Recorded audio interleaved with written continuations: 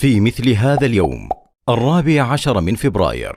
كان يجتمع الرومان لتقديم القرابين إلى آلهتهم المزعومة، فهو يوم عيدهم الوثني. ثم صاروا يحتفلون فيه بذكرى القس فالنتاين الذي قتله قائد الرومان لمخالفته الأوامر، فاتخذوا هذا اليوم عيدا تخليدا لذكراه، فأخذه عنهم النصارى، وأصبح هذا اليوم عيد الحب عندهم. وإن تعجب فعجب أمر بعض المسلمين الذين يتشبهون بهم ويشاركونهم في هذا الاحتفال، متناسين قول رسول الله صلى الله عليه وسلم: من تشبه بقوم فهو منهم. ويكفي أن نعلم أن النبي صلى الله عليه وسلم أنكر على أصحابه الاحتفال بيومين كانوا يلعبون فيهما في الجاهلية، قائلا لهم: إن الله قد أبدلكم بهما خيرا منهما، يوم الأضحى ويوم الفطر، فليس للمسلمين إلا عيد الأضحى وعيد الفطر،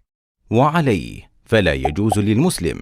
الاحتفال بهذا اليوم الوثني وإظهار البهجة فيه، مشاركة المحتفلين به، بيع الهدايا المخصصة لعيد الحب أو شراؤها أو قبولها هدية. ولنتذكر دوما أن الإسلام أعلى من شأن الحب الحلال، فقد أفصح نبينا صلى الله عليه وسلم عن حبه لزوجه عائشة أم المؤمنين رضي الله عنها، وأخبر أنه رزق حب زوجه خديجة أم المؤمنين رضي الله عنها، فلا حرج في الحب المباح الجميل، ولا سعادة إلا في اتباع نهج الإسلام فيه.